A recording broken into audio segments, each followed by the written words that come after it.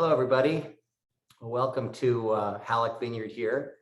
We're excited to taste through 3 of our latest releases. We're here at Halleck Vineyard, of course, and before we begin, I want to introduce my newest colleague here, Harris. Harris Vintner is the newest member of our team. Really fortunate to have him. Harris has some history in the alcoholic beverage industry for his young years. He recently graduated from UC Berkeley in history and did his thesis on tiki bars in the 1940s and 50s.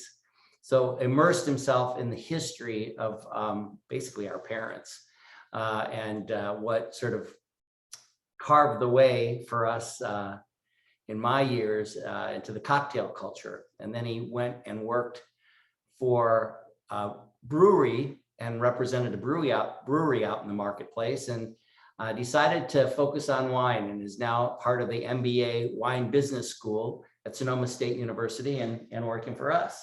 Yes, and I'm so glad to be here. Ross just gave you kind of my curriculum vitae, but I like to say, like everybody else in college, I studied alcohol, but I'm happy to be here. Yeah, well, and I look forward to meeting all of you. So today we're going to put our heads together. It's a pleasure tasting with Harris. He's got a really broad vocabulary about flavor and taste. And we're going to be tasting our 2020 Sobre Vista Chardonnay. And we're going to move into our 2018 Clone 828 Sonoma Coast Pinot Noir. And first time we're both tasting, because we've been tasting this a little bit in the marketplace, and we've been tasting the Clone 828, and we've been tasting the Chardonnay here at the house for our tastings, because we're out of our Sauvignon Blanc. But just this afternoon, we took our first taste of our 2016 estate grown Pinot Noir. So we're jumping from the 2014 to the 2016. We lost our 2015 crop, which happens now and again for reasons that are often entirely out of our control. But we were fortunate that we had a large 2014 crop, and it carried us over and did incredibly well, as you're probably aware. You know, won the double gold in the American Fine Wine Competition, and now is sold out. So we're going to move into the next vintage, 2016, still by many other portfolios, a library wine, but this is our current vintage, and we keep it back because it just keeps getting better. So with that, I think we should move right into tasting our Chardonnay. Oh, yes, let's go. So a little bit about this wine. This is Sobre Vista Vineyard, and it is owned by actually one of our Inner Circle members. Rod Marymore provided this wine to us as a gesture. He had it contracted to another winery, but as many of you know, we lost our entire 2020 crop to smoke. And this vineyard was picked 2 days before all of the smoke came. And in fact was at a substantially lower bricks than most people would make a Chardonnay, and which is exactly why we were interested in it. So I'm still into the wine industry, Ross. Could you explain bricks to me real fast? So bricks is the sugar level. And so many wineries contract with vineyards to pick the grapes at a specific level of sugar, which is measured in bricks. And for Chardonnay, usually 23 to 25 bricks, which represents a specific level of sugar, which typically gives those big, beautiful, buttery, along with malolactic fermentation and oak aging, gives a big, buttery, classic California Chardonnay. And we have never made a Chardonnay. I like to call ourselves an ABC winery, anything but chard. And that's simply because from Boone's Farm Apple, I went to Liebfrau Milk and then got into those big buttery Chardonnays to the point where I couldn't take them anymore. But I loved a Grand Cru and Premier Cru Burgundy from Chablis. So Chablis is a Chardonnay, and they taste remarkably different than California Chardonnays. There's some similar characteristics. However, they're much lower in alcohol because they were picked early, like this was picked early. Or in Burgundy, it wouldn't be picked early. It would just be the vintage, which is much shorter vintage from here in California, and much brighter and more acidic, more green apple, as opposed to that big buttery oaky, viscous wine that we get here in California. So anyway, that's what we were striving for. We were striving for making a Chablis, and when you smell this wine, well, the first thing I notice is the bright fruit. There's a hint of vanilla. Totally. Yeah. Yeah, and I associate that with oakier Chardonnays. Yeah. So that's surprising. Yeah. So you immediately think, oh, well, this is just another Chardonnay, but that's kind of a Chardonnay signature. Is that vanilla? But it's almost, it's not an apple pie; it's an apple galette, right? Yeah. There's it's less heavy-handed. Yes. Yes. So let's give it a little sip.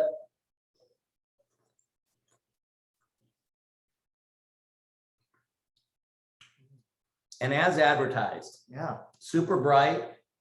That the apple comes in, those green apples, a Granny Smith apple, kind of some floral notes like white flowers, and then bright acidity. It almost is reminiscent of our Sauvignon Blanc with that beautiful acidity and minerality, and a little brininess, just a touch of salinity on the back of the palate, which makes your mouth water right away. But it is a Chardonnay. It doesn't have that big buttery oaky flavor or mouthfeel, but it does have some viscosity. It's richer than our Sauvignon Blanc.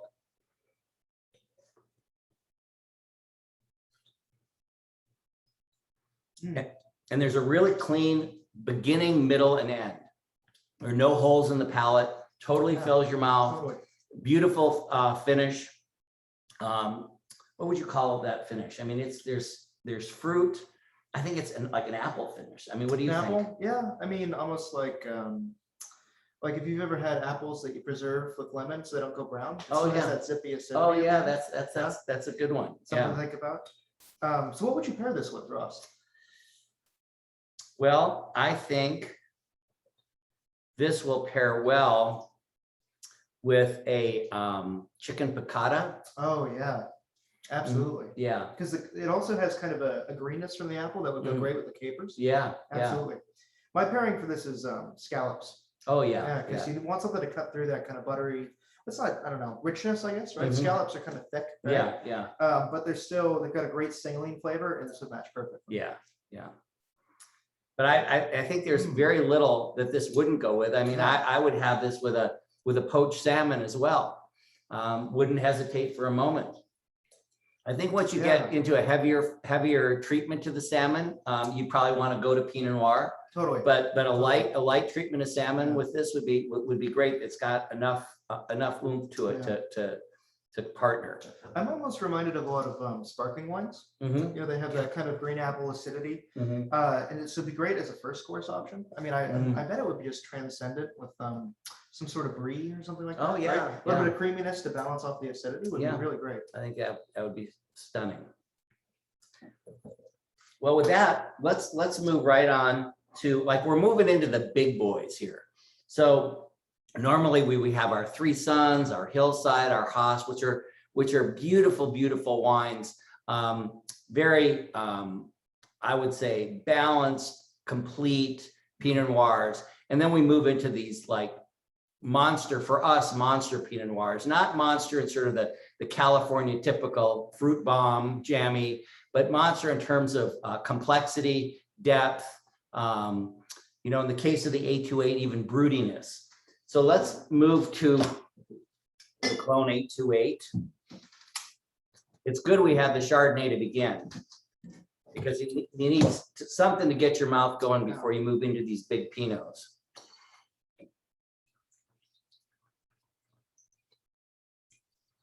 And for those who are not familiar, I'm pouring with a Coravin, which allows us to pour these wines and not open them. So these wines are not open, but like the cork is still in them. And there's wine that is taken out and it's displaced with argon, which is a capsule that's in this device. And it'll allow these wines to last for weeks and weeks in these bottles as if they were brand new. Wow, weeks. Weeks, even months. I wouldn't go more than 2. You might stretch it to 3, but that's usually plenty of time to drink a few bottles of wine. It is in my house. Mm-hmm. Oh, wow. Mm-hmm. So this is a big wine, the Clone 828. So for those who are unfamiliar, Clone 828 is a Dijon clone, which means it originated in Dijon, France. It was brought over to the United States probably in the year 2000. The first crop of Dijon clone in the United States was here in California in 2006. And we were privileged to be invited amongst about a half a dozen other vintners to make the first wine out of this clone 828. Now, that was sort of an experimental effort. And we were not able to get that vineyard again, but we were able to pick up another Clone 828 vineyard in 2013, the Black Knight Vineyard, which we have been purchasing from ever since. And it has produced a consistently extraordinary example of this grape and of this wine, Pinot Noir. Yeah. So what do you get off the nose right away? Wow, I mean, just the spiciness on this one is what hits me right away. Mm-hmm. A lot of Russian River Valley Pinots are much more fruit forward. Mm-hmm. And this one definitely has some grapefruit to it, some cranberries, some pomegranate, but the baking spice is what hits me right away. Mm-hmm. Yeah, baking spice and pepper notes as well. Oh, definitely some pepperness, some leather, maybe even hinting at like kind of tobacco, like an aged cigar kind of scent. Yeah, this is a serious wine. This Absolutely. is, definitely a hat tip to Burgundy. Let's take our first taste.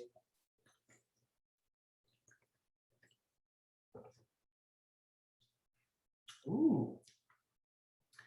Well, that's a party in your mouth for sure. It's big. It's brooding. I think this is a name that comes. It's for lack of a better word, this is a masculine wine. It feels like it has that leather component. Yeah. It has many of the typical flavor profile components that you would associate with, gender. Although the fruit is certainly feminine, I'm not that you could genderize cranberry and pomegranate, but I would say that leans to the gentler of the fruits.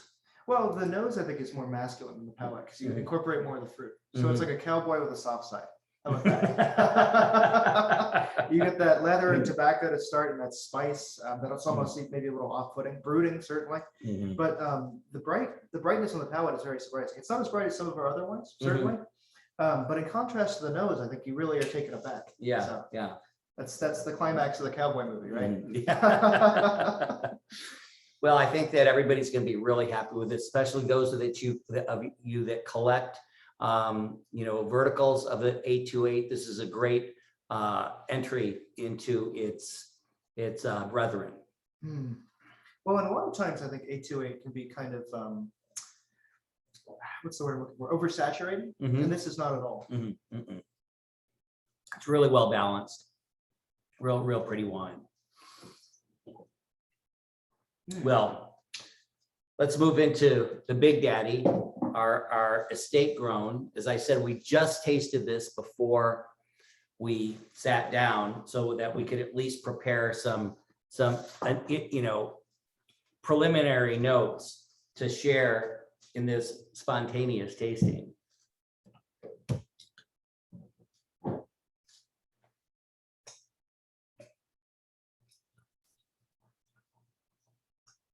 Ooh, thank you.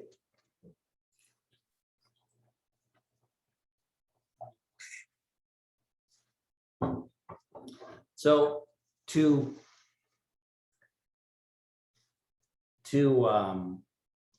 I guess, put a focus on these two Pinot Noirs. They are both Sonoma Coast.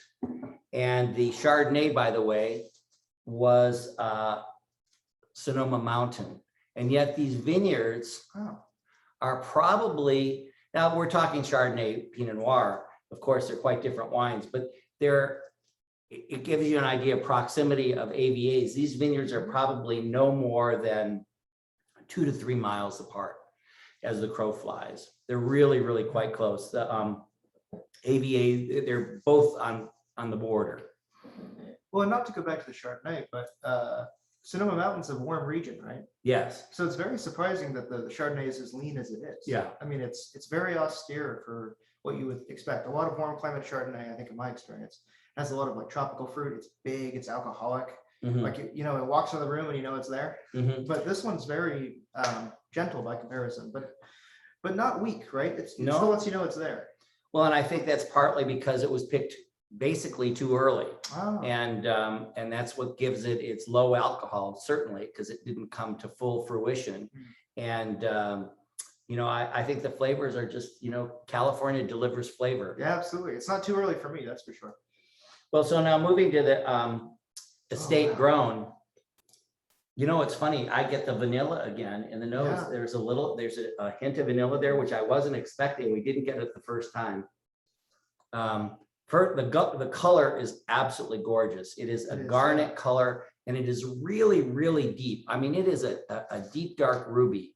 And of course, all our wines are translucent, which is a classic Pinot Noir color. This one just catches the light like you were wearing a very, very expensive ring. It's funny. I thought it wasn't as herbal as the 2014, but I'm getting more of it now. Now that we're really letting it open up in the glass. Yeah. So I'm definitely tasting that cranberry. I mean, smelling the cranberry. And from the herbal perspective, a little sage. Totally. And maybe, I think it's, cranberry and sage.